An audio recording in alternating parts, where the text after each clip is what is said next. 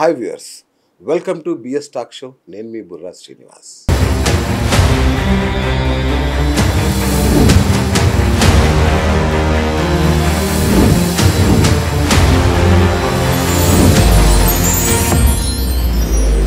ఒక అమ్మాయి అంటే సెక్షువల్ లైఫ్ ఏ ఏజ్లో స్టార్ట్ చేయాలండి?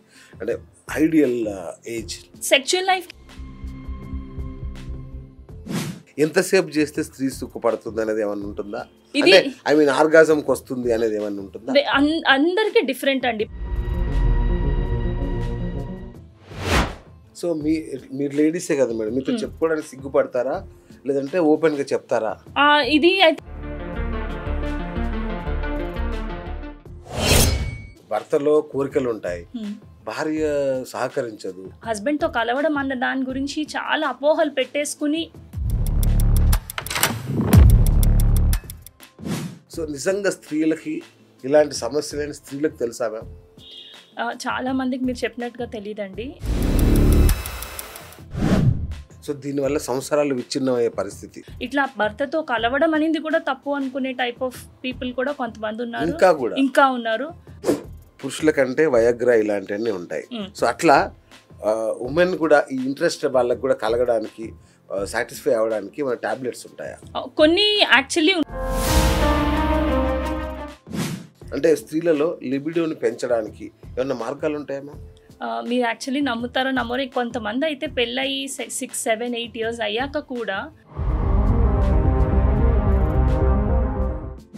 ఈ ఎస్టీడీస్, సెక్సువల్లీ ట్రాన్స్మిటెడ్ డిసీజెస్ ఏవైతే ఉన్నాయో ఇవి పురుషుల వల్ల స్త్రీలకు వస్తాయా, స్త్రీల వల్ల పురుషులకు వస్తాయా?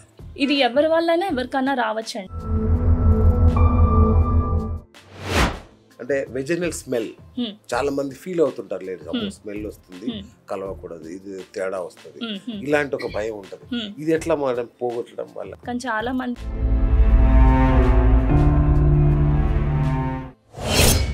అంటే ఈ వీటిలో కొత్తగా ఆధునిక మార్పులు వచ్చినాయి మేడం? ఇంతేనా? ఇప్పటికీ కాండోమేనా ఇంకేమన్నా? ఇందులో కొత్తగా ఏమొచ్చింది అంటే ఫీమేల్ కాండోమ్. ఇవాళ నేను తీసుకోబోతున్న టాపిక్ చాలా రేర్, అలాగే కొంత మీకు ఆశ్చర్యాన్ని కూడా కలిగించే టాపిక్ ఇది. ఇంతవరకు ఎవరు చేసి ఉండరు బహుశా. అంత సమగ్రంగా చర్చించబోతున్నాం ఈ టాపిక్ని. అది స్త్రీల లైంగిక ఆరోగ్యం. చాలామంది అనుకుంటారు స్త్రీలకు లైంగిక సమస్యలు ఉంటాయా, వాళ్ళకి ఏం అవసరం?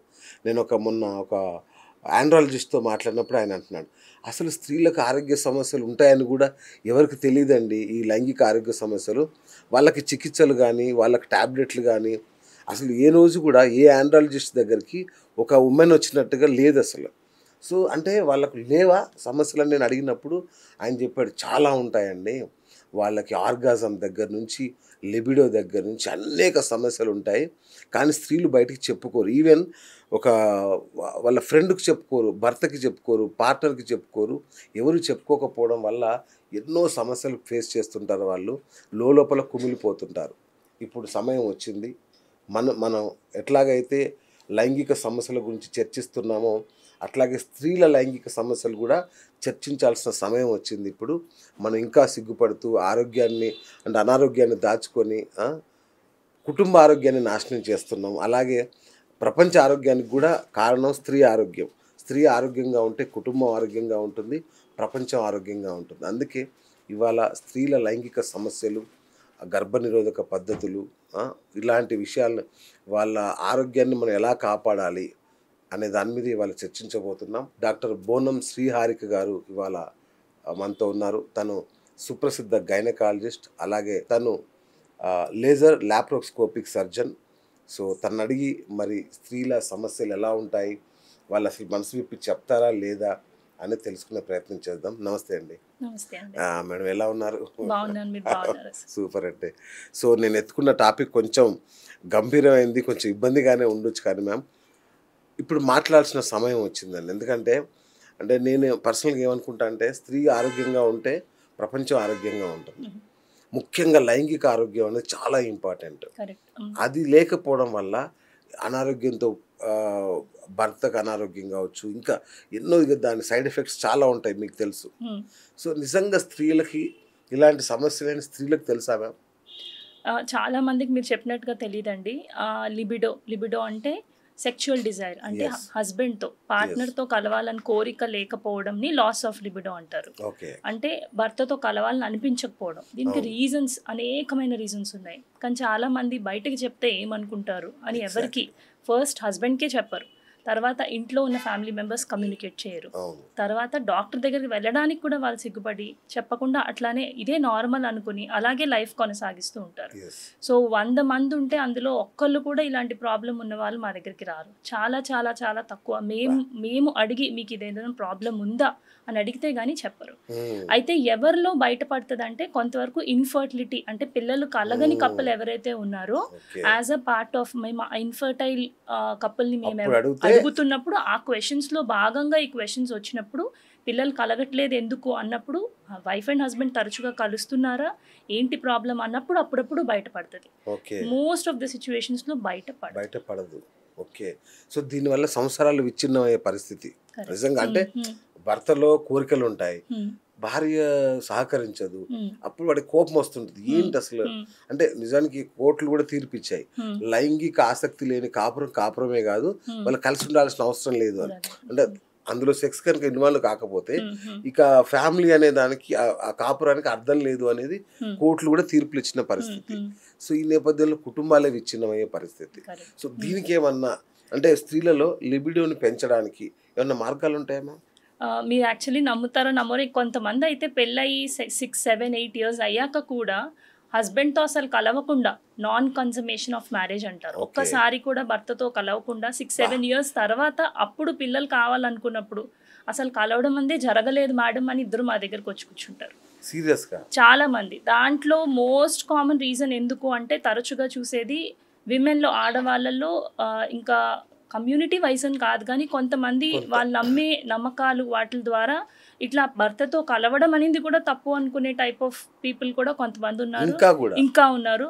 కొంతమంది ఆ ఫియర్ చిన్నప్పుడు చైల్డ్హుడ్ లో ఏదో తెలియని అబ్యూజో ఎవరో మిస్బిహేవ్ చేయడం వల్లనో వాళ్ళకి ఆ ట్రామా ఏదైతే అయ్యిందో దానివల్ల ఈ హస్బెండ్తో కలవడం అన్న దాని గురించి చాలా అపోహలు పెట్టేసుకుని అసలు దగ్గరికి వెళ్లకుండా ఉండే వాళ్ళు ఉన్నారు. కొంతమంది ప్రయత్నించి భయంతో కలవకుండా ఉన్న వాళ్ళు ఉన్నారు. కొంతమంది ప్రయత్నించినప్పుడు నొప్పి కలిగి దాని ద్వారా మళ్ళీ తర్వాత కలవకుండా ఉన్న వాళ్ళు, ఇలా డిఫరెంట్ టైప్ ఆఫ్ పీపుల్ మా దగ్గరకు వస్తూ ఉంటారు. తరచుగా చూస్తూ ఉంటాం. ఈ మధ్యన కూడా ఈ కాలంలో కూడా చూస్తూ ఉన్నాం. అండ్ వీళ్ళు కౌన్సిలింగ్ అనింది అండ్ అక్కడి నుంచి వాళ్ళు కలిసేటట్టుగా పాజిటివ్గా కౌన్సిల్ చేయడానికి దానికి చేయాల్సిన టిప్స్ చెప్పి తర్వాత సైకాలజిస్ట్ని ఇన్వాల్వ్ చేసి అదంతా ఒక జర్నీ ఒక 3 to 6 months మినిమం జర్నీ మాకు పడుతుంది. దీనికి టాబ్లెట్స్ ఉండవండి. ఫస్ట్ మోస్ట్ ఇంపార్టెంట్ థింగ్ ఏంటంటే దీంట్లో సైకోసెక్చువల్ కౌన్సిలింగ్ అంటాం. అంటే ఆ మైండ్లో ఉన్న నెగిటివ్ ఇంపాక్ట్ ఏంటి, ఆ రీజన్ ఏంటి అనేది కనుక్కోగలిగితే దాన్ని మనం తొలగించగలిగితే తర్వాత కొంతవరకు వాళ్ళు ట్రై చేయగలరు. ఇందులో ట్రీట్ చేయొచ్చు అన్న కండిషన్ ఏంటంటే భర్తతో కలిసినప్పుడు పెయిన్ ఉంటుంది కొంతమందికి, దాన్ని మెడికల్ టర్మ్ లో డిస్పెరోనియా అంటారు. సో ఈ పెయిన్ లో 2 రకాలు ఉంటాయి, సూపర్ఫిషియల్ డిస్పెరోనియా, డీప్ అంటాం మెడికల్ టర్మ్స్ లో. అంటే కలవడం మొదలు పెట్టినప్పుడు ఉన్న పెయిన్, కలుస్తున్నప్పుడు ఉన్న పెయిన్, దీని డిఫరెంట్ రీజన్స్ ఉంటాయి. ఆ మొదలు పెట్టినప్పుడు ఉన్న పెయిన్ అనేది ఏంటి అంటే లూబ్రికేషన్ అంటారు. అంటే భార్యాభర్తలు కలిసినప్పుడు ఉత్పత్తి అవ్వాల్సిన సెక్రిషన్స్ ఏవైతే ఉన్నాయో అవి ప్రాపర్ గా లేకపోతే మొదలు పెట్టినప్పుడు పెయిన్ ఉంటుంది. వీళ్ళకి మనం ఈ జెల్ లాంటివి డిఫరెంట్ ప్రిస్క్రైబ్ చేస్తాం, లూబ్ అంటాం. ఇవి ఇచ్చి దాంతో ట్రై చేయండి అని చెప్తాం. ఎవరికైతే కలిసినప్పుడు డీప్ గా ఉన్నప్పుడు పెయిన్ ఉంది అన్న వాళ్ళకి యూజువల్లీ ఎండోమెట్రియోసిస్ అనే ఒక కండిషన్ ఉంటుంది, మీరు వినే ఉంటారు. గర్భసంచిలో లైనింగ్ వెళ్ళి అండాశయాల్లో గూడు కట్టుకోవడం అలాంటివి. అలా ఉన్న వాళ్ళకి మాత్రం ఆ ఎండోమెట్రియోసిస్ రిమూవ్ చేయడం, వాళ్ళకి లూప్ తో పాటు అంటే ఇలా లూబ్రికేషన్ అంటే సెక్రిషన్స్ కోసం ఇచ్చే మెడికేషన్ తో పాటు ఎండోమెట్రియోసిస్ కూడా సర్జరీ చేసి అప్పుడప్పుడు రిమూవ్ చేయాల్సి వస్తుంది. సో ఇది ఆర్గానిక్ కాజ్ అని ఒకటి ఉంటుందండి, నాన్ ఆర్గానిక్ కాజ్ అని ఉంటుంది. ఆర్గానిక్ అంటే సైకలాజికల్, అంటే చిన్నప్పుడు ఏదో ప్రాబ్లం జరగడం వల్ల, లేదంటే దాని మీద వాళ్ళకున్న అపోహల వల్ల, లేదా వాళ్ళ రిలీజియస్ బిలీఫ్స్ వల్ల, అలాంటివి ఉన్న వాటిలన్నింటికి మనం కౌన్సిలింగ్ ద్వారా కొంతవరకు మేనేజ్ చేయొచ్చు. బట్ నాన్ ఆర్గానిక్ కాజెస్ ఏవైతే ఉన్నాయో అంటే ఇట్లా కలిసినప్పుడు పెయిన్ ఉండడం అలాంటి వాళ్ళకి మనం మెడికేషన్స్ కొంతవరకు ప్రిస్క్రైబ్ చేయొచ్చు. మ్యామ్ ఇప్పుడు ఈ ప్రశ్నలో 2 ప్రశ్నలు ఉన్నాయి మేడం. ఒకటి ఈ వెజైనల్ డ్రైనెస్ ఏదైతే ఉందో అది అందరిలో ఉంటుందా లేదంటే మెనోపాజ్ స్టేజ్ దాటిన స్త్రీలలోనే ఉంటుందా? మంచి క్వశ్చన్ అండి ఇది. యూజువల్గా ఈ భర్తతో కలవడానికి ముందు ఫోర్ ప్లే అంటారు ఏదైతే ఉందో, కరెక్ట్ గా చేసిన వాళ్ళకి సెక్రిషన్స్ అన్నవి మంచిగా వస్తాయి. అండ్ చేసినప్పుడు వాళ్ళు చేసేదాన్ని ఇష్టపడి చేయాలి, కష్టపడి చేయకుండా. సో సెక్రిషన్స్ ఎవరికైతే బాగా వచ్చిందో మోస్ట్లీ వాళ్ళకి వెజైనల్ డ్రైనెస్ అనేది ఉండదు. సో ఈ ఎవరికి బాగా పొడిబారిపోవడం అనేది ఎవరికి ఉంటుంది అంటే ఫోర్ ప్లే ప్రాపర్ గా జరిగినా కూడా పొడిబారిపోవడం అని కొంతమందికి ఉంటుంది. అది ఎవరికి ఉంటుంది అంటే ఒకటి ప్రెగ్నెన్సీ తర్వాత బ్రెస్ట్ ఫీడింగ్ టైంలో బాడీలో ప్రొలాక్టిన్ అని ఒక హార్మోన్ ఉంటుంది, ఫీడింగ్ మదర్స్ కు ఉండే హార్మోన్. ఆ హార్మోన్ వల్ల వెజైనా అంతా డ్రైగా ఉంటుంది. సో దాని వల్ల వాళ్ళకి కొంచెం భర్తతో కలిసినప్పుడు ఇబ్బంది ఉంటుంది. ఇట్లాగనే మెనోపాజ్ అంటే పీరియడ్స్ ఆగిపోయే టైం ని మనం మెనోపాజ్ అంటాం. ఆ మెనోపాజ్ రావడానికి దగ్గర వచ్చే టైంలో అంటే 45 క్రాస్ అయ్యాక లేదా మెనోపాజ్ వచ్చేసాక మన బాడీలో ఉండే ఈస్ట్రోజన్ హార్మోన్ అనేది తగ్గిపోతుంది. సో దాని వల్ల మానం అంతా పొడిబారిపోతుంది. ఇట్లా పొడిగా ఉన్న వాళ్ళకి డెఫినెట్ గా పెయిన్, ఇబ్బంది, ఒక్కసారి భర్తతో కలిసినప్పుడు పెయిన్ ఉన్నప్పుడు తర్వాత ఇంకా ఫర్దర్ గా వాళ్ళు ఆ ప్రయత్నం కూడా చేయకుండా దానికి వెనకడుగు వేసేస్తూ ఉంటారు. అది కుటుంబ ఆరోగ్యాన్ని దెబ్బతీస్తూ ఉంటుంది. ఇంకొకటి మేడం కొంచెం సెన్సిటివ్ అంటే వెజైనల్ స్మెల్. చాలా మంది ఫీల్ అవుతుంటారు, లేదు స్మెల్ వస్తుంది, కలవకూడదు, ఇది తేడా వస్తుంది, ఇలాంటి ఒక భయం ఉంటది. ఇది ఎట్లా మనం పోగొట్టడం వల్ల? దీంట్లో వెజైనల్ డిశ్చార్జ్ ఉంటుందండి. ఫస్ట్ ప్రతి నెల మనకి అండం రిలీజ్ అనేది సైకిల్లో మధ్యలో జరుగుతుంది 14th డే. ఆ అండం రిలీజ్ అయ్యే టైంలోను తర్వాత పీరియడ్ వచ్చే టైం వరకు అంటే second half of the cycle 14-15 days of cycle అనొచ్చు. కొంచెం వెజైనల్ డిశ్చార్జ్ అనేది నార్మల్, ఎక్స్పెక్టెడ్. అయితే దీనికి యూజువల్లీ ఎటువంటి స్మెల్ అనేది ఉండదు. ఒకవేళ స్మెల్ ఉంది అన్నా కానీ డిశ్చార్జ్లో, లేదా డిశ్చార్జ్ పెరుగుగా లేదా పన్నీర్ లాగా ముక్కలుగా తెల్లగా పడుతుంది అన్నా కానీ, లేదంటే బాగా వాటరీగా నీళ్ళుగా అంటే వాళ్ళ ఇన్నర్ ప్యాంటీస్ ఎప్పుడు తడిసిపోయి మార్చుకోవాల్సి వస్తుంది, ఇట్లా ఏమున్నా కూడా సమ్ ఇన్ఫెక్షన్ ఏదో ఒకటి ఉంది అని దాని మీనింగ్. ఇందులో స్మెల్ ఉంటే యూజువల్లీ మనం ట్రైకోమోనాస్ అని ఒక బ్యాక్టీరియా ఉందండి, దాని ఇన్ఫెక్షన్ అంటాం యూజువల్లీ. వాళ్ళకి కొద్దిగా గ్రీనిష్ ఎల్లోయిష్ డిశ్చార్జ్ కాంబినేషన్లో వచ్చి స్మెల్ వస్తుంది. లేదా మన బాడీలో నార్మల్గా వెజైనాలో హెల్దీ బ్యాక్టీరియా ఉంటుంది. ఎలా అయితే మన గట్లో హెల్దీ బ్యాక్టీరియా ఉంటుంది, ఇప్పుడు చూడండి గుడ్ బగ్ అంటున్నారు, గట్ బ్యాక్టీరియా పెంచుకోమంటున్నారు, అట్లాగే వెజైనాలో కూడా హెల్దీ బ్యాక్టీరియా ఉంటుంది, దాని పేరు లాక్టోబాసిల్లస్. దాని నెంబర్స్ తగ్గి అన్హెల్దీ బ్యాక్టీరియా, గార్డినెల్లా అంటారు దాని పేరు, అవి పెరిగినప్పుడు కూడా ఫిషీ స్మెల్ ఒక రకంగా అంటే చేపల మార్కెట్లో ఉన్న అటువంటి కొంచెం ఒక డిఫరెంట్ వియర్డ్ స్మెల్ ఉంటుంది అనమాట, అఫెన్సివ్ గా భరించలేని స్మెల్. అలా ఉంది అంటే డెఫినెట్ గా దాంట్లో ఏదో ఇన్ఫెక్షన్ ఉందన్న కాంపొనెంట్ ఉంటుంది. ఇలాంటి వాళ్ళు డెఫినెట్ గా స్మెల్ ఉన్నప్పుడు ఒకసారి గైనకాలజిస్ట్ ని కన్సల్ట్ చేసి మనం కింద నుంచి ఒక నీటి పరీక్ష చేస్తాం. అది గర్భసంచి ద్వారానికి సంబంధించిన క్యాన్సర్ కోసం ఉపయోగపడుతుంది, దాంట్లో ఇన్ఫెక్షన్ ఉన్నా కూడా తెలుస్తుంది. సో అందులో చూసుకుని దాని ప్రకారం మెడికేషన్ ఇచ్చుకుంటే మనకు అది యూజువల్ గా తగ్గిపోతుంది. సో ఈజీగానే తగ్గిపోతుంది, బట్ దాన్ని నెగ్లెక్ట్ చేయకుండా ఉంటే డాక్టర్ దగ్గరికి వెళ్ళాలి. దయచేసి డాక్టర్ దగ్గరికి వెళ్ళాలి. ఈ ఎస్టిడిస్, సెక్సువల్లీ ట్రాన్స్మిటెడ్ డిసీజెస్ ఏవైతే ఉన్నాయో ఇవి పురుషుల వల్ల స్త్రీలకు వస్తాయా, స్త్రీల వల్ల పురుషులకు వస్తాయా? ఇది ఎవరి వల్లైనా ఎవరికైనా రావచ్చండి. సెక్షువల్లీ ట్రాన్స్మిటెడ్ డిసీజ్ లో రకరకాల డిసీజెస్ ఉన్నాయి. అందులో HIV అందరికీ బాగా తెలిసిన డిసీజ్. ఇదే కాకుండా మనకి క్లమీడియా అని ఒకటి ఉంది, నెస్సీరియా అని ఒకటి ఉంది, ఇంకా వాట్స్ పులిపురులు వస్తాయి చూడండి, అవి కూడా sexually shade virus, HPV virus అంటారు.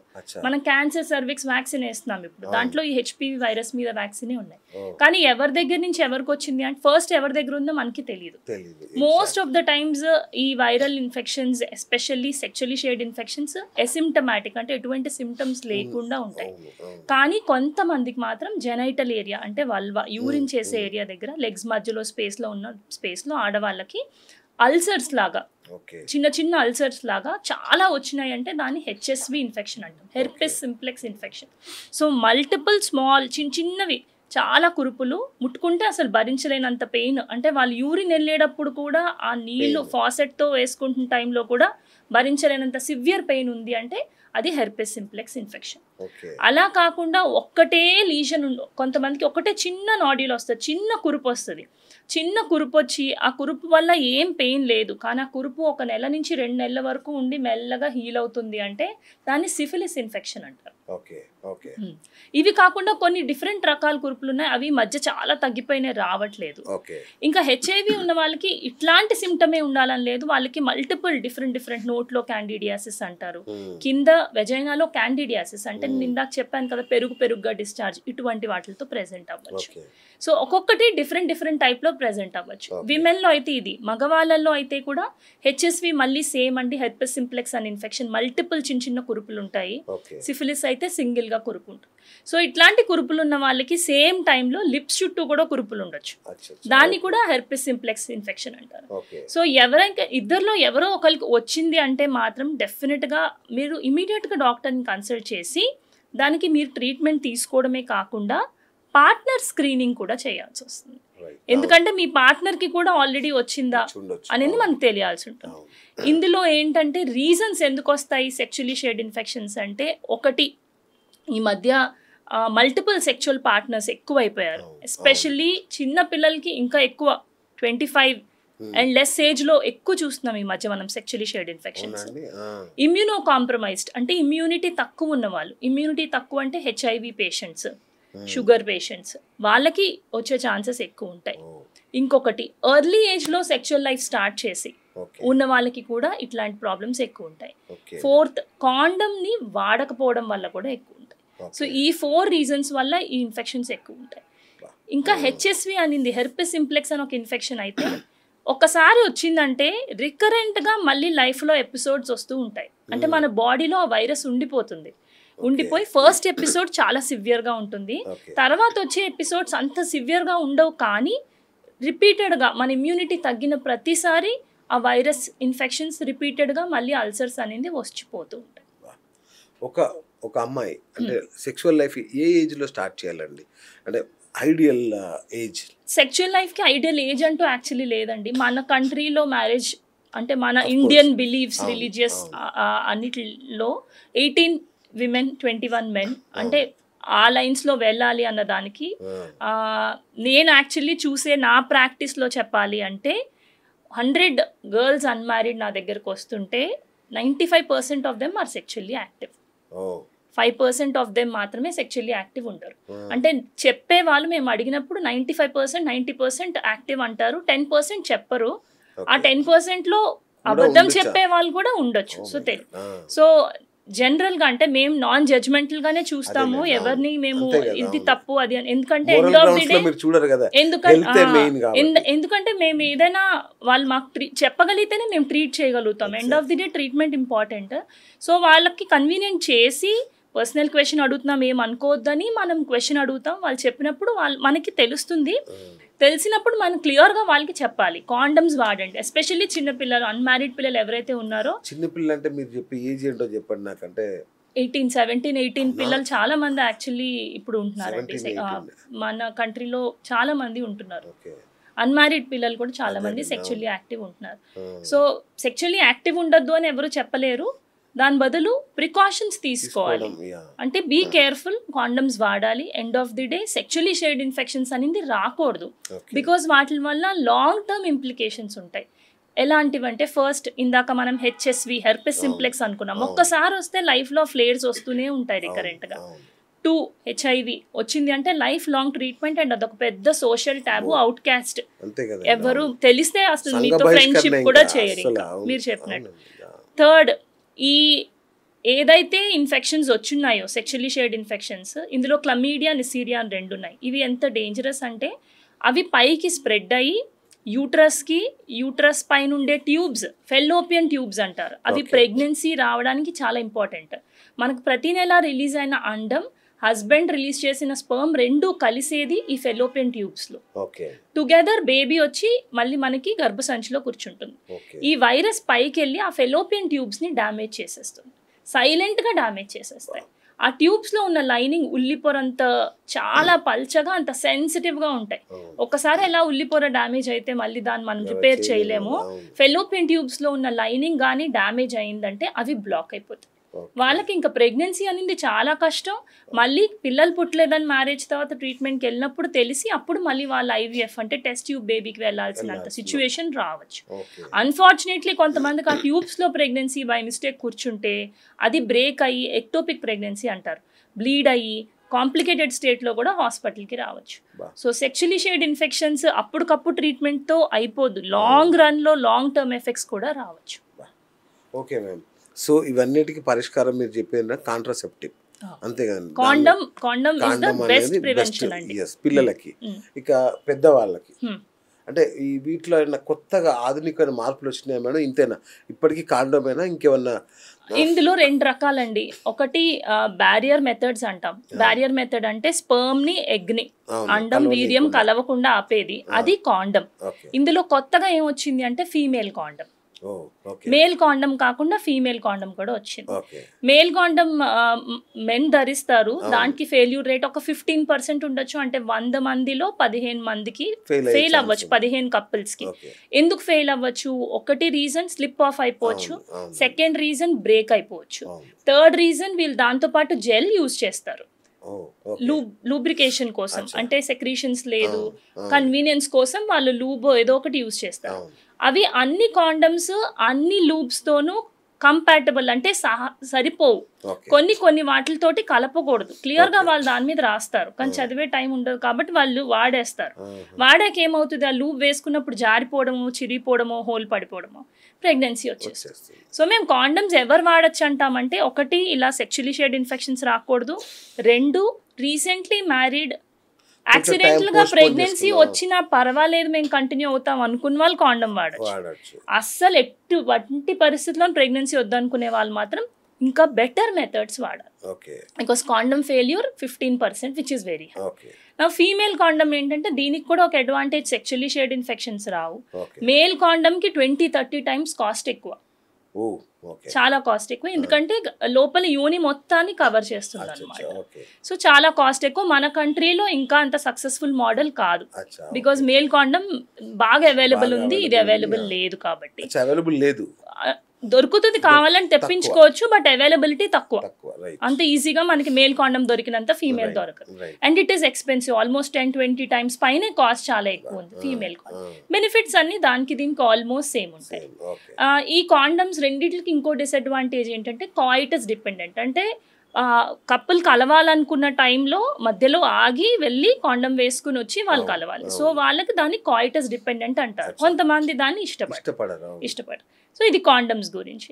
ఇంకా వేరే మెథడ్స్ ఏమున్నాయంటే మళ్ళీ దాంట్లో టెంపరీ మెథడ్స్ అని ఉంటాయండి, పర్మనెంట్ మెథడ్స్ అని ఉంటాయి. పర్మనెంట్ అంటే మనకి ఫ్యామిలీ ప్లానింగ్, మెన్ గానీ విమెన్ గానీ అయిపోతాయి. టెంపరీ మెథడ్స్ లో మళ్ళీ మనకి hormonal methods, non hormonal methods.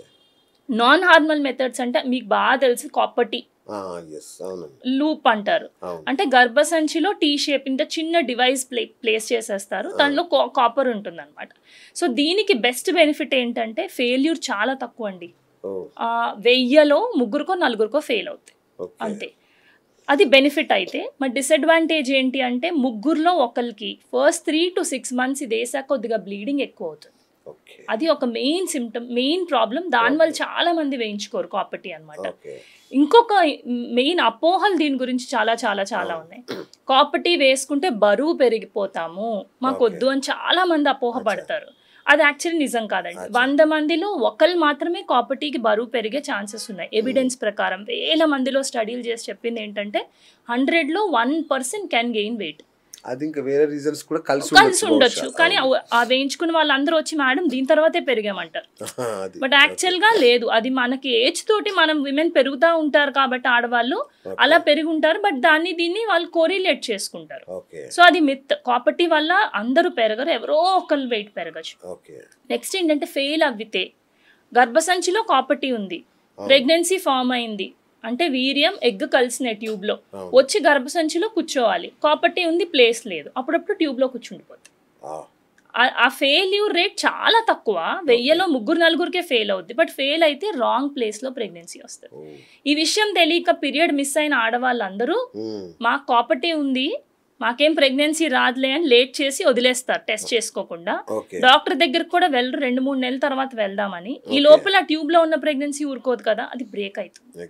So అప్పుడు వాళ్ళు ఎమర్జెన్సీలో వస్తారు. సో ఒక పాయింట్ ఏంటంటే కాపర్ టీ ఉన్న వాళ్ళు, రెగ్యులర్ పీరియడ్స్ ఉన్న వాళ్ళు పీరియడ్ మిస్ అయితే డిలే చేసుకోకండి, ప్రెగ్నెన్సీ టెస్ట్ చేసుకొని డాక్టర్ దగ్గరికి వెళ్ళండి. కాపర్ టీ ఉంది కానీ 100% ఏది ఫుల్ ప్రూఫ్ కాదు, ప్రతిదానికి ఫెయిల్యూర్ రేట్ అనేది ఒకటి ఉండొచ్చు. సో అందుకని మనం కేర్ఫుల్గా టెస్ట్ చేసుకుని మన సేఫ్టీ చూసుకోవాల్సి ఉంటుంది. అట్లా ఇది కాపర్టీ. చెప్పండి చెప్పండి. కాపర్టీ ఇస్ నాన్ హార్మోనల్ అండి.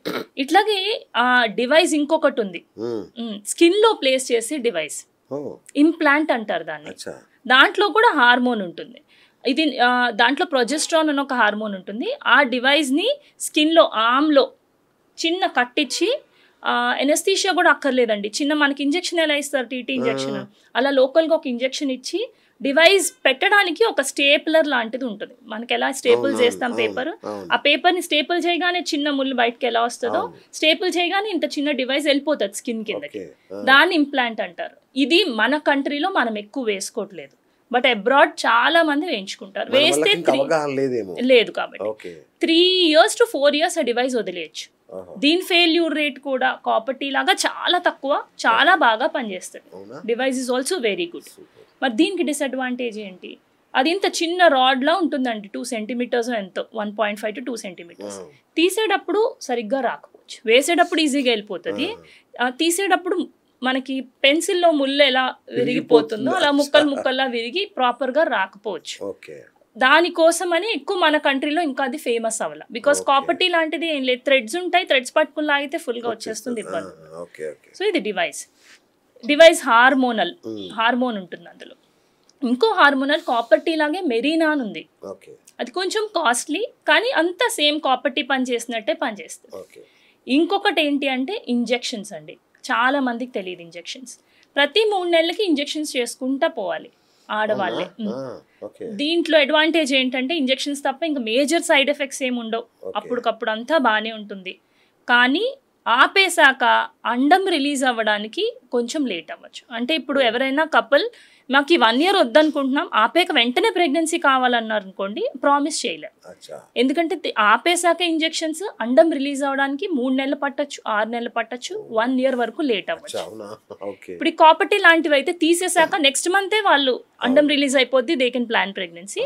ఇంజెక్షన్స్కి ఇది కొంచెం ప్రాబ్లం ఉంది. కొంతమంది టీనేజర్స్లో ఇంజెక్షన్స్ వాడినప్పుడు బోన్స్ వీక్ అవ్వచ్చు, ఓన్లీ ఇన్ టీనేజర్స్, అడల్ట్స్లో కాదని. సో ఇవన్నీ హార్మోనల్ లాంగ్ యాక్టింగ్ డివైజెస్ అండి. ఇవి కాకుండా వేరే హార్మోనల్ మెథడ్స్ కూడా ఉన్నాయి. మీరు పిల్స్ వినుంటారు, కంబైన్ హార్మోన్స్ అని, ఈస్ట్రోజన్ ప్రొజెస్ట్రాన్ 2. ఇవి అన్నీ బాగా పనిచేస్తాయి. కానీ ప్రాబ్లం ఏంటంటే మీరు ఒక్కరోజు మర్చిపోయినా దాని ఎఫికసీ తగ్గిపోతుంది. ఒక రోజు మర్చిపోతే రెండో రోజు 2 కలిపి వేసుకోమంటాం. 2 రోజులు మర్చిపోతే మాత్రం మళ్ళీ కొత్త సైకిల్, కొత్త ప్యాక్, డాక్టర్ని కలిసి వేసుకోవాలి. అండ్ ప్రొజెస్ట్రాన్ ఓనియన్ పిల్ అని ఒకటి ఉంటుంది, అది ఎవ్రీడే వేసుకోవాలి. ఇన్ని పిల్స్ ఉన్నాయి. యాక్చువల్లీ ఇందులో కంబైన్ పిల్స్ కి కాళ్ళల్లో బ్లడ్ క్లాట్, స్ట్రోక్, మైగ్రేన్ అవి వచ్చే ప్రాబ్లమ్స్ ఉంటాయి. కాబట్టి మనం క్లియర్ గా చూసుకుని వీళ్ళకి సూటబుల్లో కాదో చూసి వేయాల్సి ఉంటుంది అనమాట, హార్మోనల్ పిల్స్ ఎస్పెషల్లీ. ఇవన్నీ టెంపరీ మెథడ్స్ అండి. పర్మనెంట్ మెథడ్స్ మగవాళ్ళల్లోనేమో ట్యూబ్స్ టై చేసేస్తారు, ఓపీ బేసిస్లోనే చేసేస్తారు. సో అట్లా టేక్ ప్రొసీజర్ ఎంతసేపు పడుతుందంటే 5 నిమిషాలు 10 నిమిషాలు, అంతకు మించి పట్టదు. ఓకే, ఆడవాళ్ళల్లో కూడా అంతే. లాప్రోస్కోపీ అంటే కీ హోల్ మెథడ్ ద్వారా ట్యూబ్స్ టై చేసేస్తారు. సో దీంట్లో ఏంటి బెనిఫిట్ అంటే మళ్ళీ ఫెయిల్యూర్ రేట్ టెంపరీ మెథడ్ కాపర్టీ లాగానే, కానీ ఆ విషయం అందరికీ తెలీదు. పర్మనెంట్ మెథడ్కి వెళ్తే ఇంకా 100% సేఫ్, 100% ఇంకా నాకు ప్రెగ్నెన్సీ రాదు అంటారు. కొంతమంది పీరియడ్ మిస్ అయింది 2 నెలలు మేడం అని వస్తారు, ఫ్యామిలీ ప్లానింగ్ అయిపోయింది మేడం అంటారు, ట్యూబెక్టమీ అయిపోయింది కదా మేడం అంటారు, ప్రెగ్నెన్సీ టెస్ట్ ఒకసారి చేసుకొని రండి అంటే, మేడం మాకు ట్యూబెక్టమీ అయిపోయింది మేడం. ఫెయిల్ అవ్వచ్చు కదండి. ఫెయిల్ అయ్యి మీకు ట్యూబ్లో ప్రెగ్నెన్సీ వస్తే ప్రెగ్నెన్సీ కిట్కి 50 రూపాయలే అవుతుంది. మీకు ట్యూబ్లో ప్రెగ్నెన్సీ వచ్చి అది మిస్ అయితే, మీరు బ్లీడ్ అయితే మీ హెల్త్ ఎంత ఎఫెక్ట్ అవుతుంది, మళ్ళీ ఇమీడియట్గా సర్జరీకి వెళ్ళాల్సి. సో అప్పుడు చెప్తాం, లేదండి దీనికి కూడా ఫెయిల్యూర్ ఉండొచ్చు, మీకు ఫెయిల్ అయిందని నేను అనట్లేదు, కానీ మీరు టెస్ట్ చేసుకొని వస్తే అది మనకు రూల్ అవుట్ అయిపోతుంది. సో దాని ఫెయిల్యూర్ రేట్ కూడా 1000లో 4కి 5కి ఫ్యామిలీ ప్లానింగ్ సర్జరీ ఫెయిల్ అవ్వచ్చు. విమెన్లో, మగవాళ్ళలో 10,000లో 4కి 5కి ఫెయిల్ అవ్వచ్చు. సో విమెన్లో ది బెటరా, మెన్లో ది బెటరా అంటే ఎప్పుడైనా పర్మనెంట్ మెథడ్ మెన్ చేయించుకోవడం బెటర్, వాసెక్టమీ.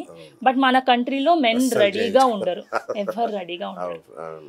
కౌన్సిల్ చేసినప్పుడు చాలా ఎవరో ఒకళ్ళిద్దరు నిజంగా వాళ్ళకి దండం పెట్టచ్చు. అప్పుడు 1977లో ఇందిరాగాంధీ కోసి పడేసింది తప్ప ఆ తర్వాత ఎవరు చేయించుకోవట్లేదు. చాలా తక్కువ మంది మెన్ ఉంటారండి నిజంగా, వాళ్ళు రెడీగా ఉండి చేయించుకుంటారు. దానికి తర్వాత కూడా కాంప్లికేషన్స్ తక్కువ, మెన్ రికవర్ అయ్యేది బెటర్. అవునండి. మగవాళ్ళ ఒక అపోహ ఉంది ఏంటంటే అది కనుక చేయించుకున్నాక లిబిడో తగ్గిపోతుంది, ఇంకా మాకు అదొకటి డిజైర్ ఉండదు. రెండోది పనికి వెళ్ళినప్పుడు ప్రాబ్లం అవుతాయేమో, మళ్ళీ తెగిపోద్దేమో, అంటే బయటికి వెళ్తారు కదా పనికి, అంత మునుపడంత యాక్టివ్ ఉండమేమో అని ఒక భయం ఉంటుంది అందరిలో. అది యాక్చువల్లీ నిజం కాదండి. కొన్ని పాయింట్స్ చెప్పాలంటే మగవాళ్ళల్లో టెస్టిస్ అనేది పొట్టలో ఉండదు, బయట ఉంటాయి. కాబట్టి చిన్న కట్ అంటే జస్ట్ ఇట్లా చిన్న పోక్ లాగా ఇచ్చి ఆ ట్యూబ్స్ తీసి టై చేసి మళ్ళీ పెట్టేస్తారు. కట్ కూడా కాదు యాక్చువల్లీ, జస్ట్ స్ట్రెచ్ చేసి తీసి మళ్ళీ పెట్టేస్తారు. నో స్కాల్పల్ అంటే కుట్టు లేని పద్ధతులు వచ్చేసినాయి మగవాళ్ళు. జస్ట్ ఆడే రెస్ట్ తీసుకుంటే చాలు, ఒక 3 నెలలు వెయిట్ లిఫ్ట్ చేయొద్దంట, 3 నెలల తర్వాత వీర్యం టెస్ట్ చెయ్యాలి, చేసి ఏం లేదన్నాక అప్పుడు సేఫ్ అని చెప్తా. ఆడవాళ్ళకి ట్యూబ్స్ అనేది పొట్టల్లో ఉంటాయి, సో వాళ్ళకి అది అంత ఈజీ సర్జరీ కాదు. వాళ్ళకి మొత్తం బాడీ ఎనస్థీషియా ఇవ్వాలి. మగవాళ్ళకి మొత్తం ఎనస్థీషియా ఇచ్చి పడుకోబెట్టి అప్పుడు వేసి ట్యూబ్స్ ట్రై చేసేసి బయటికి రావాలి. దానివల్ల లోపల వేరే ఆర్గన్స్ కి కూడా అతుకులు రావచ్చు, ఛాన్సెస్ లెస్ కానీ రావచ్చు. ఎడెషన్స్ అంటారు. ఎనీ అబ్డామినల్ సర్జరీ అయ్యాక ఆడవాళ్ళకి పొట్ట మీద ఏ సర్జరీ అయ్యాక, అది లాప్రోస్కోపీ కీ హోల్ మెథడ్ అవ్వనివ్వండి, ఓపెన్ మెథడ్ అవ్వనివ్వండి, తర్వాత వాళ్ళకి ఛాన్సెస్ ఆఫ్ లోపల ఎడెషన్స్ అంటే అతుకులు ఫామ్ అయ్యే ఛాన్సెస్ ఎక్కువ ఉంటాయి. సో ఆడవాళ్ళలో కన్నా మగవాళ్ళు వెళ్ళడం వల్ల అడ్వాంటేజెస్ ఎక్కువ, మగవాళ్ళు రిస్క్స్ తక్కువ, ఆడవాళ్ళు రిస్క్స్ ఎక్కువ. రికవరీ మగవాళ్ళు బెటర్, ఆడవాళ్ళు ఏం చేస్తారంటే డెలివరీ టైంలోనే చేసేస్తున్నాం. సో అందువల్ల కొంచెం ఓకే. ఇది వచ్చింది కాబట్టి టాపిక్ నేను ఒక విషయం చెప్పాలండి. ఈ లేడీస్ లో చేయించుకునే ఫ్యామిలీ ప్లానింగ్ ప్రొసీజర్ ని ట్యూబెక్టమీ అంటాం. ఇది డెలివరీ టైంలో కాకుండా వేరే టైంలో చేసిన దానికి బెనిఫిట్ చాలా ఎక్కువ, అంటే ఫెయిల్యూర్ తక్కువ. 1000 మందిలో 3-4కి ఫెయిల్ అవుద్ది అనుకుంటే, డెలివరీ టైంలో చేసినప్పుడు గర్భసంచి పెద్దగా ఉంది కాబట్టి, బ్లడ్ సప్లై ఎక్కువ ఉంది కాబట్టి ట్యూబ్స్ కూడా కొంచెం వాచి ఉంటాయి, కొద్దిగా వాపు ఉంటుంది. సో అది టై చేసేసాక మళ్ళీ అవి రీకెనలైజ్ అంటే అతుక్కుపోయే ఛాన్సెస్ ఎక్కువ, అంటే ఫెయిల్యూర్ రేట్ ఎక్కువ. సిజేరియన్ టైంలో చేసే family planning surgeries failure is double when compare to caesarean కాకుండా మధ్యలో చేసే దాంట్లో. అందుకని చాలా ప్లేసెస్ లో వేరే కంట్రీస్ లో సిజేరియన్ టైంలో మీరు వెళ్ళి అడిగితే మేము చెయ్యమంటారు వాళ్ళు, మళ్ళీ తర్వాత రండి తర్వాత చేస్తామంటారు. సో సిజేరియన్ టైంలో యాక్చువల్లీ ఇట్ ఈస్ నాట్, చేయకుండా ఉంటే బెటర్. కానీ మనం ఏంటంటే మన కంట్రీలో ఒకటే సర్జరీలో అయిపోతుంది కాబట్టి మనం చేసేస్తున్నాం.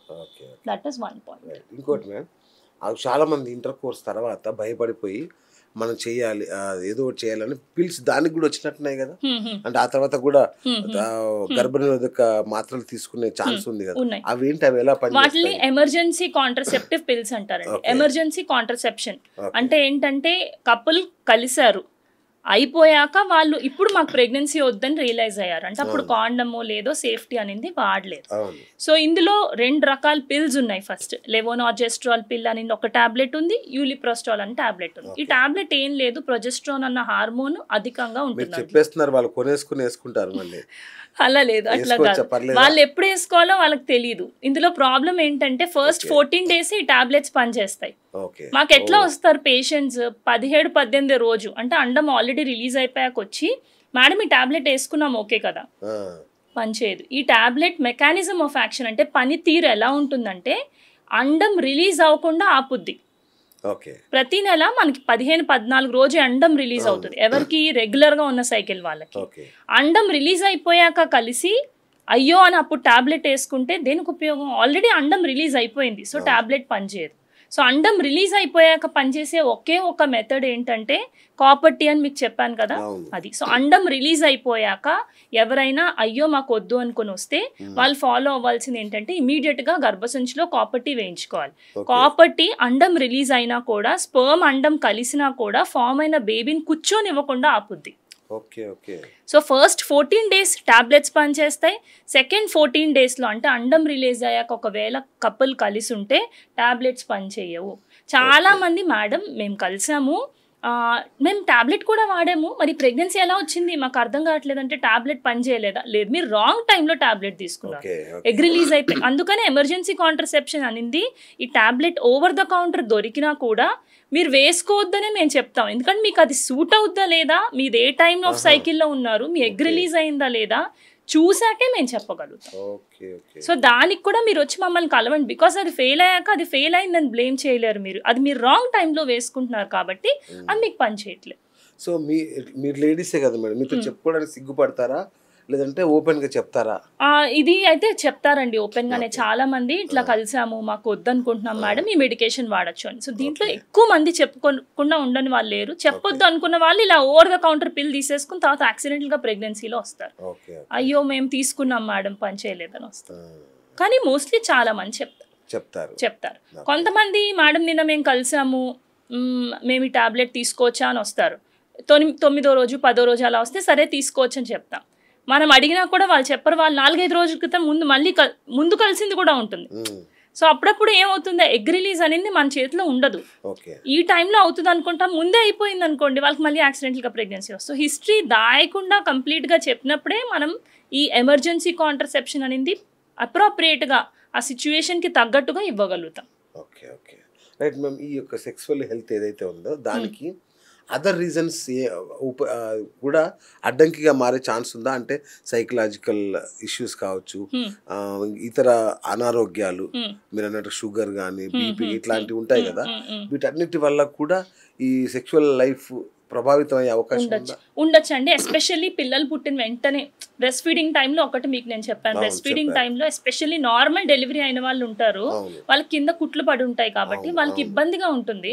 ఆ టైంలో వాళ్ళ హస్బెండ్తో కలిసిన దాంతో పాటు పొడిగా ఉంటుంది కాబట్టి విపరీతంగా పెయిన్ ఉంటుంది. అండ్ ఆ టైంలో వాళ్ళకి ఆ సెక్షువల్ డిజైర్ అంటారు, లిబిడో అంటారు, కలవాలన్న ఫీలింగ్ కూడా ఉండదు. సో దానివల్ల ఇబ్బంది పడతారు. అట్లా వచ్చే వాళ్ళకి ఏం చెప్తామంటే, బేబీని ఎవరికైనా ఇచ్చి వైఫ్ అండ్ హస్బెండ్ కొంచెం సేపు టైం స్పెండ్ చేయాలి. అండ్ మీరు ఇట్లా ఫీల్ అవుతున్నారని ఆయనకి చెప్పాలి, ఆయన ఫీల్ అయ్యేది మీరు చెప్పాలి. కూర్చొని మాట్లాడుకుంటే, కమ్యూనికేషన్ అంటారు, మాట్లాడుకోవడం వల్ల చాలా ప్రాబ్లమ్స్ సాల్వ్ అవుతాయి.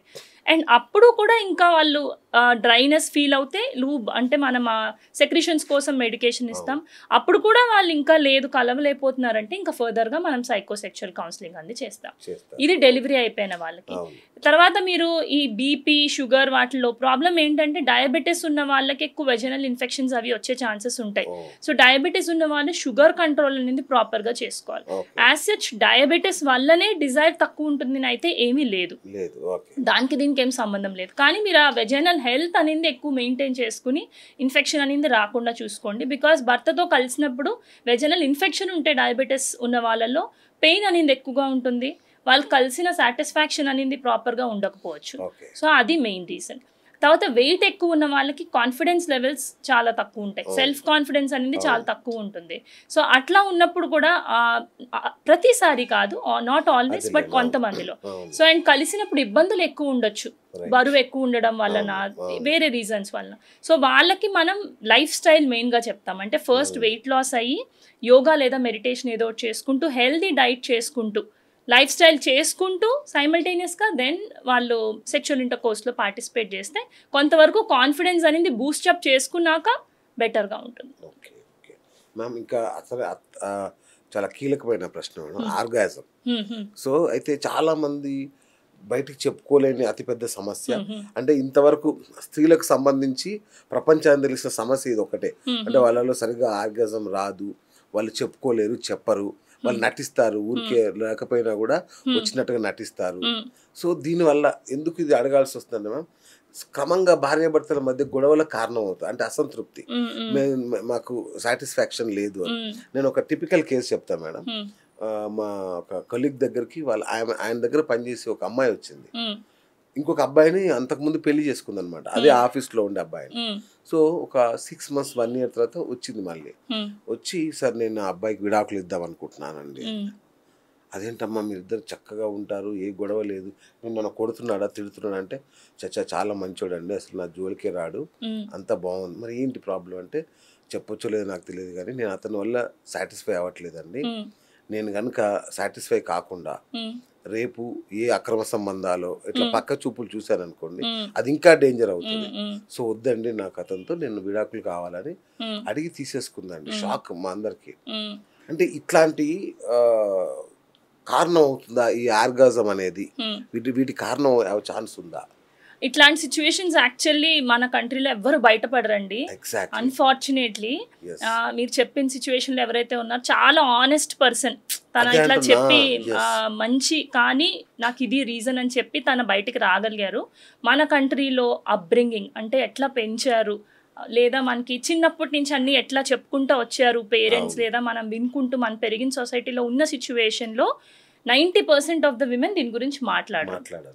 ఆడవాళ్ళ మధ్యలో ప్రాబబ్లీ మాట్లాడుకుంటారేమో. నేను ఆల్మోస్ట్ నా 20 years ఎక్స్పీరియన్స్లో ఒక్కళ్ళు కూడా నా దగ్గరకు వచ్చి మేడం మాకు ఆర్గాజం రావట్లేదు అని అడిగే విమెన్ అయితే లేరు. చాలా రేర్. పిల్లలు కలగట్లేదని ఫీల్ అవ్వడమే తప్ప, ఎంతసేపు ప్రెగ్నెన్సీ రావట్లేదనే తప్ప రావట్లేదు అన్న వాళ్ళైతే లేరు. అయితే స్టాటిస్టిక్స్ వైజ్ చూసుకుంటే కూడా మీరు చెప్తున్నారు ఈ డివోర్స్ కి ఈ రీజన్ అనింది మన కంట్రీలో చాలా తక్కువ. ఈ మధ్య బయటకు వస్తున్నారు. వేరే కంట్రీస్ లో మీరు చూస్తే అబ్రాడ్ లో చాలా డివోర్సెస్ కి ఇదే మెయిన్ ప్రైమరీ రీజన్ ఉంటుంది. ఇంకోటి మేడం, అంటే మన దగ్గర కూడా అది కారణం అనేది బయటికి చెప్పరు కానీ దాని వల్ల అసంతృప్తి మొదలవుతుంది. ఫస్ట్ పార్ట్నర్ మీద ఒక రకమైన అనాసక్తి, కేర్లెస్నెస్, ఇది మొదలైన తర్వాత వాళ్ళ మధ్యలో ఉండే రిలేషన్ దెబ్బతినడం ద్వారా అది ఇంకెక్కడికో లీడ్ అవుతుంది. వేరే గొడవల కారణమై ఆ గొడవల వల్ల వీళ్ళు విడాకులు తీసుకుంటారు. కానీ రీజన్ ఇదనే విషయం వీళ్ళకి తెలియదు.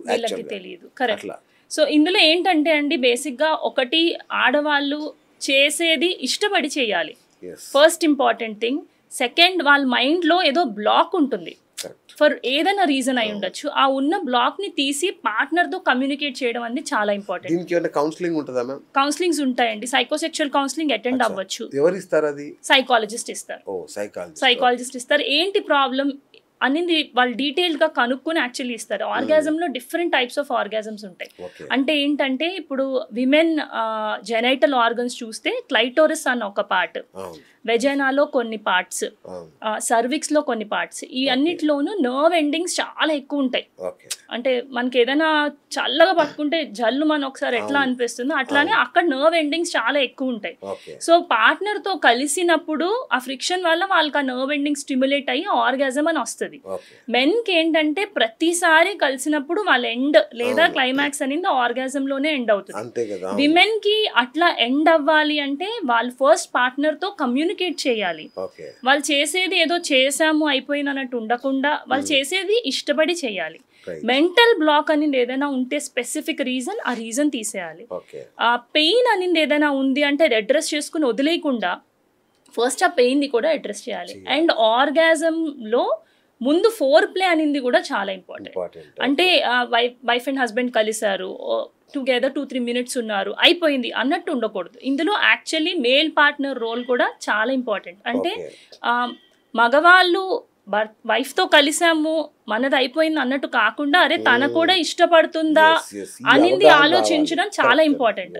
సో అది వాళ్ళు మాట్లాడి టైం స్పెండ్ చేసి ఇష్టంగా చేసినప్పుడే ఫైనల్లీ విమెన్ కి కూడా ఆ సాటిస్ఫాక్షన్ అనేది వస్తుంది. అండ్ అది మన కంట్రీలో మనం చూస్తే స్టాటిస్టిక్స్ వైజ్ ఆల్మోస్ట్ ముగ్గురులో ఒకళ్ళకి కూడా ప్రాబ్లీ రావట్లేదు, లేదా 50% విమెన్ కి వస్తుంది, 50% ఉండదు. ఇది చాలా అన్ఫార్చునేట్ ఫ్యాక్ట్. కానీ చాలా మందికి అంటే ఏంటో తెలియదు. అండ్ అది అంటే ఇందులో పెద్ద విషయం ఏముంది, ఎందుకంత పెద్ద విషయం చేస్తున్నారు, దీనికి విడిపోవాల్సిన అవసరం ఏముంది, వాళ్ళకి సంబంధించిన విషయం మనకు కాదు అనుకునే అన్నట్టుగా కూడా చాలా అలాగే ఉంటుంది. అందుకే వాళ్ళకి ఈ ఆర్గాజం అంటే ఏంటి తెలియదు. అండ్ ఆడవాళ్ళు ఇంకా ఇప్పుడు ఎట్లా ఉన్నారంటే ఏ ప్రాబ్లం వచ్చినా ఇప్పుడు కొంచెం వెళ్ళి ఫ్రెండ్స్ తో డిస్కస్ చేస్తున్నారు. కానీ ఒక 10-20 సంవత్సరాల క్రితం పేరెంట్స్ తోనే డిస్కస్ చేసేవారు. తల్లికి వెళ్ళి చెప్పగానే తల్లి ఏమంటది, నీ తలకాయ అలాంటిది, తల్లికి కూడా తెలియదు, అట్లా ఎవరికి తెలియదు కదా. సో అట్లా అయిపోవడం వల్ల ఏంటి అంటే ఇంకా ఎవరు కూడా దాన్ని ఫోకస్ చేసి అరే ఇది ఒక ప్రాబ్లం అన్నట్టు వాళ్ళకి అర్థం కావట్లేదు బేసిక్ గా. సో అందుకని దాన్ని ఎవరు అడ్రస్ చేయట్లేదు, దాని గురించి ఎవరు మాట్లాడలేదు. రఫ్ గా ఒక క్వశ్చన్ అడుగుతాను మ్యామ్, ఎంతసేపు చేస్తే స్త్రీ సుఖపడుతుంది అనేది ఏమన్నా ఉంటుందా? ఆర్గాజం వస్తుంది అనేది ఏమన్నా ఉంటుందా? అందరికి డిఫరెంట్ అండి, ప్రతి కపుల్ కి డిఫరెంట్. అది రఫ్లీ ఈ ఇంటర్ కోర్స్ అంటే వైఫ్ అండ్ హస్బెండ్ కలవడం లేదా పార్ట్నర్స్ కలవడం అనేది ఒక 3 minutes నుంచి 10 minutes మధ్యలో ఉంటుంది స్టడీస్ చెప్పేది. రఫ్లీ 2-3 minutes కన్నా ముందే. లేదంటే ఓన్లీ ఇంటర్ కోర్సా? ఇంటర్ కోర్స్ అంటే భార్యాభర్తలు కలవడం అనేది ఇంక్లూడింగ్ ఫోర్ ప్లే. అది మళ్ళీ అది ఒక్కొక్క పర్సన్ కి ఒక్కొక్క కపుల్ కి డిఫరెంట్ ఉంటుంది. ఇది కలిసినప్పుడు లెస్ దాన్ 1 minute లేదా 2 minutes కన్నా ముందు వీర్యం బయటకు వచ్చేస్తే దాన్ని ప్రీమెచ్యూర్ ఇజాక్యులేషన్ అంటారు. సో దానికి డెఫినెట్ గా మేల్ పార్ట్నర్ అన్న వాళ్ళు ట్రీట్మెంట్ తీసుకోవాలి. ఈ 2 to 8 minutes మధ్యలో యూజువల్లీ ఉన్న వాళ్ళందరికీ మోస్ట్ ఆఫ్ ద టైమ్స్ అది నార్మలే, అంటే డ్యూరేషన్ అంటే కలవడం అన్న పీరియడ్ అది నార్మలే. ఇంకా అందులో కొంతమందికి తొందరగా వస్తుంది, కొంతమందికి డిఫరెంట్ గా వస్తుంది. అందులో నేను చెప్పినట్టుగా వాళ్ళు పార్ట్నర్ తో కమ్యూనికేట్ చేసి దాన్ని ఇంకా వాళ్ళు ఎక్స్ప్లోర్ చేసి వాళ్ళు ఇష్టపడి చేస్తున్నప్పుడే వాళ్ళు తెలుసుకోగలుగుతారు ఏది ఏంటి అనేది. మగవాళ్ళకి ఫస్ట్ టైం వచ్చేస్తుంది, ఆడవాళ్ళకి అట్లా ఉండదు. వాళ్ళు బాగా పర్సన్తో హస్బెండ్తో బాగా కన్వీనియంట్గా మాట్లాడి చెప్పి వాళ్ళు ట్రై చేసినప్పుడే డిఫరెంట్గా వాళ్ళు ఫైనలీ ఆర్గాజం అనే దానికి యూజువల్లీ రీచ్ అవుతారు. సో మ్యామ్ పురుషుల కంటే వయాగ్రా ఇలాంటివన్నీ ఉంటాయి. సో అట్లా ఉమెన్ కూడా ఈ ఇంట్రెస్ట్ వాళ్ళకి కూడా కలగడానికి సాటిస్ఫై అవ్వడానికి మన టాబ్లెట్స్ ఉంటాయా? కొన్ని యాక్చువల్లీ ఉన్నాయని వస్తున్నాయండి, వాటికి ఇంకా ఎవిడెన్స్ అయితే ప్రూవెన్ లేదు. లేడీస్ లో ఇది ప్రూవెన్ గా పనిచేస్తుంది అని సైంటిఫిక్ ఎవిడెన్స్ తో ఉన్నదైతే లేదు. అయితే ఒక పర్టికులర్ సెగ్మెంట్ మెనోపాజ్ అయిపోయిన వాళ్ళలో మాత్రం టెస్టోస్టిరాన్ హార్మోన్ లిబిడో అంటే ఇది ఎవరికైతే డిజైర్ అంటారు కోరిక కలగట్లేదో వాళ్ళకి, లేదా కలవాలని ఫీలింగ్ తక్కువ ఉన్న వాళ్ళు ఎవరైతే ఉన్నారో వాళ్ళకి టెస్టోస్టిరాన్ హార్మోన్ ఇస్తే కొంతవరకు వాళ్ళకి అలా ఉంటుంది, ఇంప్రూవ్మెంట్ ఉంటుంది ఆ కంప్లైంట్స్ అని ఎవిడెన్స్ అయితే ఉంది. Okay okay okay. సో మొత్తానికి ఇది చాలా పెద్ద సబ్జెక్ట్ అండి, ఇంకా దీని మీద చాలా మాట్లాడాల్సింది. సో మనం ఒక్కొక్క సబ్జెక్ట్ మీద పర్టికులర్గా మళ్ళీ ఒక ఇంటర్వ్యూ చేద్దాం మ్యామ్. సో నేను ఈ టాపిక్ ఎంచుకోవడానికి మళ్ళీ కూడా చాలామంది అపార్థం చేసుకుంటారేమో, వాళ్ళకి మళ్ళీ చెప్తున్నాను. స్త్రీ లైంగిక ఆరోగ్యమే ప్రపంచ ఆరోగ్యం బాస్. వాళ్ళు బాగుంటే అంటే మనం అనుకుంటే వాళ్ళది ఏముంది అంటే ఎట్లా ఉంటుందంటే మన పురుషుల తీరు స్త్రీకి ఇంట్రెస్ట్ లేదంటే పడుకుంటా లేదు నడు అని బలం అంటే మ్యారిటల్ రేప్. కరెక్ట్. అంటే వీళ్ళ ఆలోచన ఏంటంటే స్త్రీకి ఏలాంటిది ఉండదు, ఆబ్జెక్షన్స్ కానీ అనారోగ్యాలు కానీ అనాసక్తి అదే లిబిడో ఇట్లాంటివి ఏమి ఉండదు. వాళ్ళు పడుకోమంటే పడుకోవాలి అంతే, మన పని అయిపోయినా వెళ్ళిపోవాలి. సో ఈ మ్యారిటల్ రేప్స్ ఇవన్నీ అవుతున్నాయి కాబట్టి స్త్రీకి కూడా ఒక మనసు ఉంటుంది, ఆమె ఆలోచిస్తుంది, ఆమెకు కోరికలు ఉంటాయి కలుగుతాయి. దాని నుంచి మగవాడు ఆలోచించాలి. ఆమెను గైనకాలజిస్ట్ దగ్గర తీసుకెళ్ళండి, ఆండ్రాలజిస్ట్ దగ్గర తీసుకెళ్ళండి, సైకాలజిస్ట్ ముఖ్యంగా, సైకోసెక్సువల్ కౌన్సిలింగ్. ఎందుకంటే మన దేశంలో అనేక ఆచారాలు కట్టుబాట్ల మధ్యలో ఆడపిల్ల పెరుగుతుంది, వాళ్ళకు బోల్డ్ అన్ని మెంటల్ బ్లాక్స్ ఉంటాయి. అవేంటో తొలగించుకుంటే సంసారం బాగుంటుంది, భార్యాభర్తల బంధం బాగుంటుంది, విడాకుల సంఖ్య తగ్గుతుంది. అందరికీ ఈ విషయం తెలియచేయాలనే ఉద్దేశంతోనే ఈ ఇంటర్వ్యూ చేస్తున్నాము. ఈ సిరీస్ కంటిన్యూ కూడా చేస్తాము.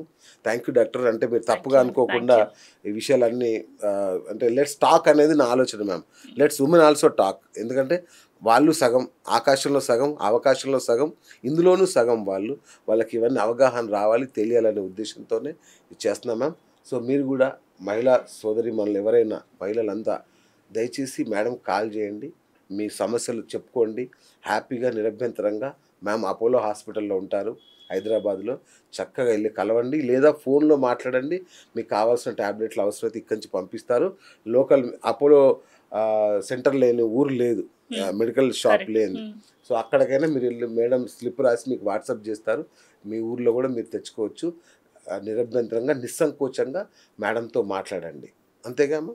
సో మీరు ఫైనల్ ఇంటర్వ్యూ ద్వారా ఆడవాళ్ళందరికీ అట్లీస్ట్ ఒక్కటైనా మంచి మెసేజ్ వాళ్ళకి అంది, భయపడకుండా బయటికి వచ్చి వాళ్ళ ప్రాబ్లమ్స్ చెప్పుకోగలిగితే ఐల్ బి వెరీ హ్యాపీ. మీ సంసారం కాపాడుకోవాలి అంటే, మీ కాపురం నిలబెట్టుకోవాలి అంటే ఇలాంటి ఇంటర్వ్యూలు చూడండి, ఈ అవగాహన పెంచుకోండి. ఇదే సెక్స్ ఒక కాపురం నిలబడాలంటే మంచి లైంగిక ఆరోగ్యం ఉంటేనే కాపురం బాగా నిలబడుతుంది. ఆ విషయం మీద మీకు అవగాహన రావాలని ఇంటర్వ్యూ. సో ఇలాంటివి మరిన్ని ముందు చేద్దాం. మీ కామెంట్స్ ఏమైనా ఉంటే, మీకున్న సమస్యలు ఏమైనా ఉంటే కూడా కామెంట్ బాక్స్లో కింద రాయండి, మేడం వాటికి ఆన్సర్ ఇస్తారు నెక్స్ట్ ఎపిసోడ్లో. Thank you madam, thank you so much. So ఇది ఇవాళ బిఎస్ టాక్ షో. నేను మీ బిఎస్ సైనింగ్ ఆఫ్.